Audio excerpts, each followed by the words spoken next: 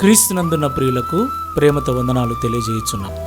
ఈరోజు దేవుడు మనకు చేస్తున్న వాగ్దానం ఏమిటనగా కీర్తనల గ్రంథము 84వ కీర్తన 11వ చరణం. దేవుడైన యెహోవా సూర్యుడును కేడెమునై ఉన్నాడు. యెహోవా కృపయు ఘనతయు అనుగ్రహించును. యథార్థముగా ప్రవర్తించు వారికి ఆయన ఏ మేలునూ చేయక మానడు. ఆమెన్. నా ప్రియమైన సహోదరి సహోదరులారా, మనం ఆరాధించే దేవుడు సర్వాధికారి, సర్వశక్తి సంపన్నుడైన వాడు. దేవునికి మహిమ కలుగునుగాక. మన బలహీన పరిస్థితులలో బలపరచువాడు, ఆదరణ కరువైన వేళలో ఆదరించువాడు, తల్లి వలె, తండ్రి వలె, భార్య వలె, భర్త వలె, సహోదరి సహోదరుల వలె, స్నేహితుల వలె మిన్నయైన ప్రేమతో మనల్ని ప్రేమించువాడు, మన ఎడల కృప చూపి మనకు ఘనతను అనుగ్రహించు దేవుడై ఉన్నాడు.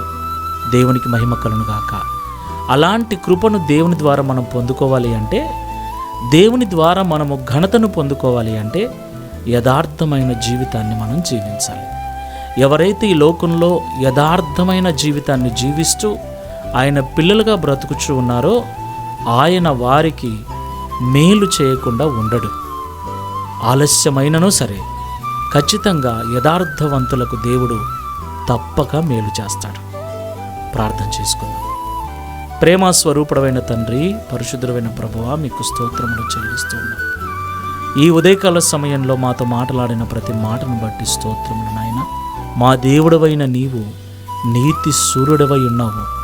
యథార్థ హృదయులకు ఘనతయు కృపయు అనుగ్రహించువాడవై ఉన్నావని ఈ ఉదయకాల సమయం మాతో మాట్లాడినందుకు స్తోత్రాలు చెల్లిస్తున్నాం.